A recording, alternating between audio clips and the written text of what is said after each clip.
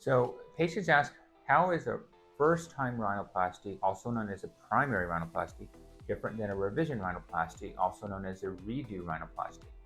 So they're different in lots of ways. When someone's never had a procedure done on their nose before, everything is new, and they may not know all of the right questions to ask. So it's my job. I try to kind of guide them through this process, show them some different possible outcomes, really let them know as much information as possible so that they can make a really educated guess, so that they won't go into the next category, which is the redo rhinoplasty.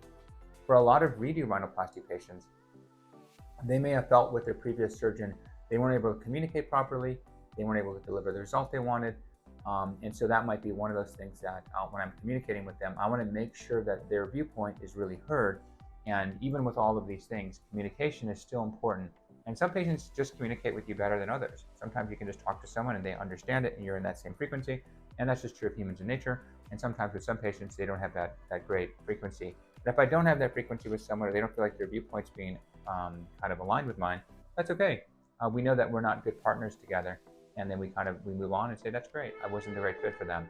And if we are in alignment, that's awesome too. Then I'll talk about the different things that we do.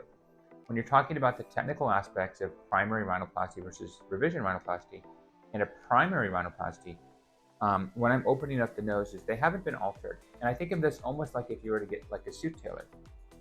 The first time you get your suit tailored, you might just have to hem a sleeve or bring things back, and there's definitely alterations, but no one's ever been there before. And you're going to fit it for the person. And depending on how much of an alteration, it could be a bigger change or lesser change. But that's like a primary rhinoplasty. When I think of revision rhinoplasty, someone's already tried to alter the suit. They may have brought the sleeve down too much, so you may need to bring the sleeve down more. That's like a graft. There might be a stain on the suit. You might have to cut out fabric. You may have to add fabric. And that's like a revision rhinoplasty. Someone's been there, and you're trying to fix what has been there before. So that can be a little bit more challenging. You're trying to get this fabric to match. So when you go in there, primary revision, it's someone who's doesn't know what to expect versus someone who's tried something in the past and wasn't successful.